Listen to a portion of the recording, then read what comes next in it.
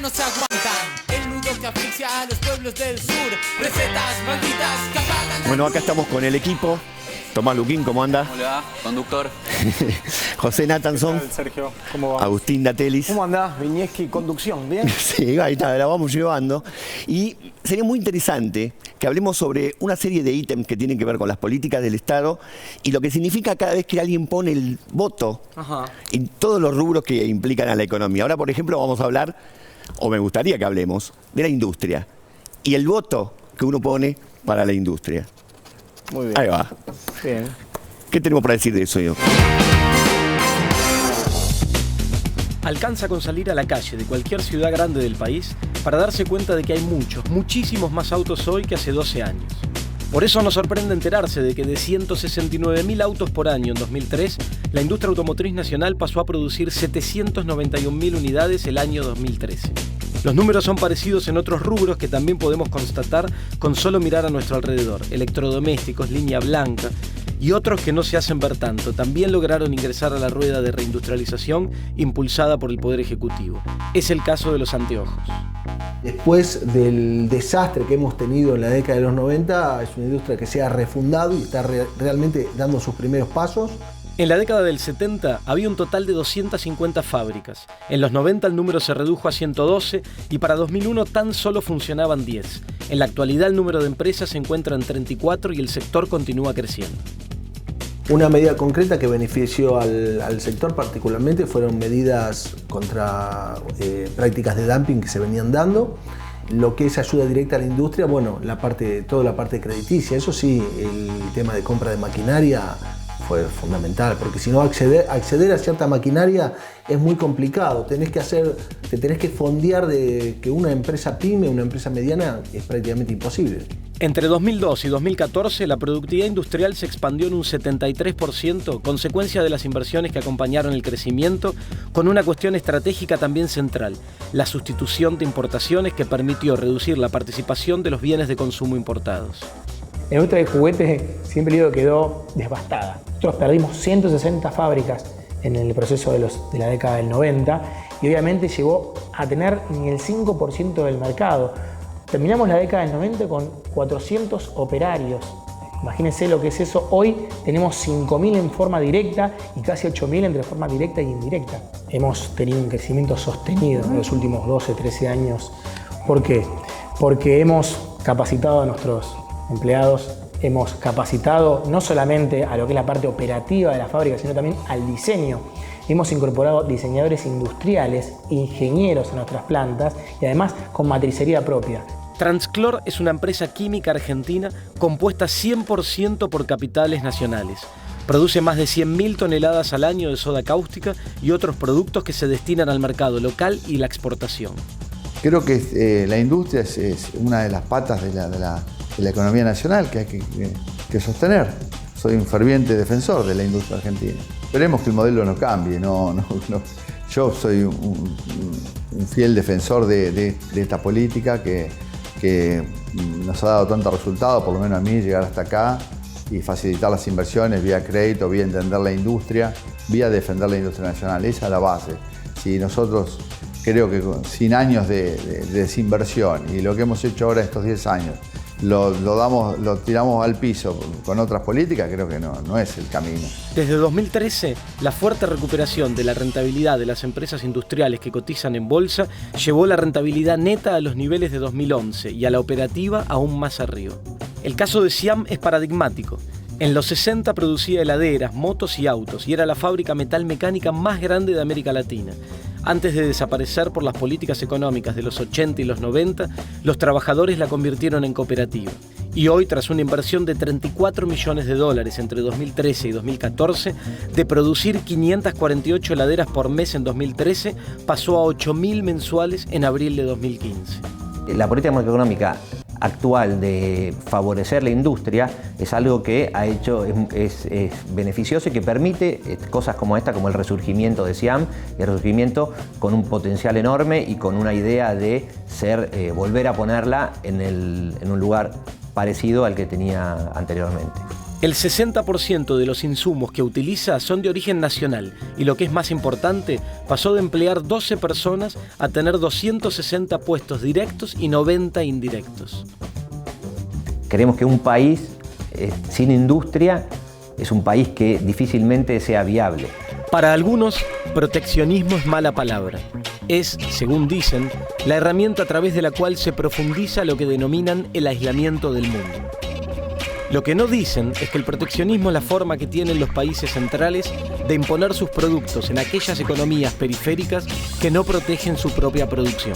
Los países que integran el mundo comercialmente hablando tienen alrededor de 35.000 medidas comerciales. Estados Unidos lidera ese ranking con 4.000 y pico de medidas y ocupa el primer puesto. Argentina creo que con suerte llega a las 600 y pico de medidas. La Argentina sabe de aperturas de mercado y sabe también de sus resultados. El proceso de liberalización del comercio exterior, que se inició durante la dictadura militar y se profundizó en los 90, tuvo consecuencias excelentes para unos pocos y pésimas para todos los demás.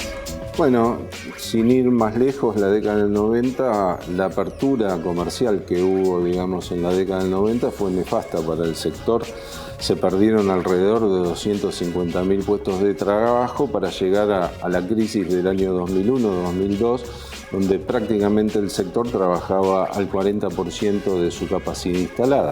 Proteger es una organización creada en el año 2003 ante la necesidad de reunir a todos los sectores de la cadena de valor de la agroindustria textil y de indumentaria para elevar a las autoridades nacionales propuestas de políticas industriales. La realidad que desde el año 2003 hasta la fecha el sector creció un 160%. Crecieron nuevas empresas. Hay un total del 2003 hasta parte de 220.000 pymes nuevas. En el sector de la marroquinería yo te contaba que teníamos 60 socios y estamos en el orden de los 300. No tenemos una posición anti-importadora. Simplemente queríamos, y hoy hemos logrado equilibrar el mercado, que el 50% del mercado mínimamente fuera de fabricantes nacionales. El año, por ejemplo, de calzado 2003 se consumían 36 millones de pares de zapatos en la Argentina, del cual el 80% era importado y el 20% nacional. En la actualidad, para que hablemos de este proceso, en la actualidad estamos en el orden de los 120 millones de pares de consumo, el 80% nacional y el 20% importado. En el país existen unas 20.000 empresas textiles, en su mayoría pymes, que dan trabajo a 425.000 personas y exportan el 17% de su producción a más de 120 países. Los países extranjeros y los importadores, que les encantaría importar lo que fuera para vender a ese mercado de consumo, hacen presión sobre los gobiernos y los funcionarios de turno para tratar de abrir la economía. Ahora, la lógica dice que si no existen estas ramas como la textil, como la metalmecánica, como el calzado, como la marroquinería, no existiría, digamos, obreros contratados con poder de compra. Nuestro sector y todo lo que se llaman los sectores sensibles, el textil, la marroquinería, el calzado, necesitan de este tipo de medidas de administración del comercio exterior para su crecimiento. Por eso yo creo que hoy las cámaras, los empresarios, hay temas que no pueden discutir, que es este tema, que es la administración del comercio exterior.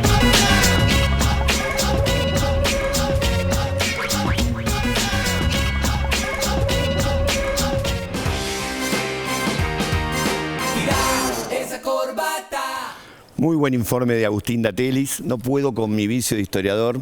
Me acuerdo durante la Revolución Francesa un monje que dijo que entre el fuerte y el débil la libertad de mercado es encadenar al débil. Tal cual. ¿Cómo la ve Datelis? Muy bien el monje, ¿eh? Sí.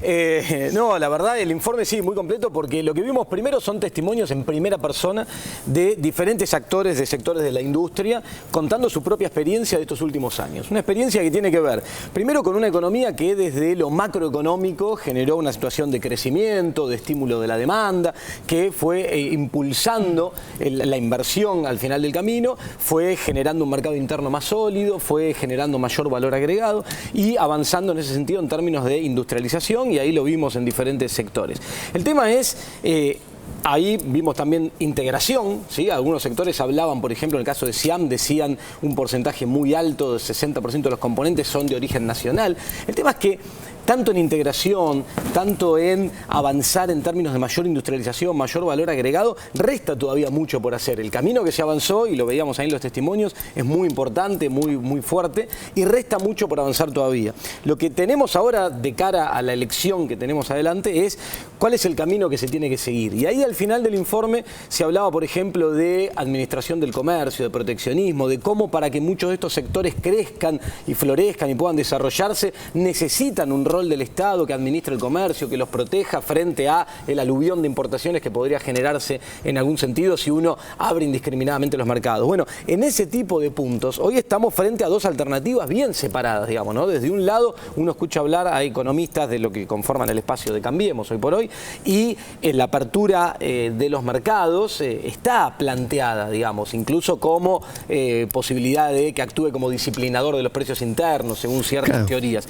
Del otro lado, hay una postura del candidato Scioli y el Frente para la Victoria más vinculada a la industria, al rol del Estado, estimulando la industria, la desconcentración, el fomento de las pymes, digamos, ¿no? Entonces, me parece que lo que tenemos que pensar es, primero, analizar estas cosas, estos informes, por eso son interesantes, para mostrar lo que ocurrió en el último tiempo, y a partir de ahí, cuál es el camino que decidimos para seguir avanzando en ese sentido. Claro, si vamos a la apertura de los mercados, la industria lo va a sufrir y mucho. Claro, no es... La experiencia reciente nos muestra, digamos, cómo el proceso de industrialización mejora las posibilidades de desarrollo.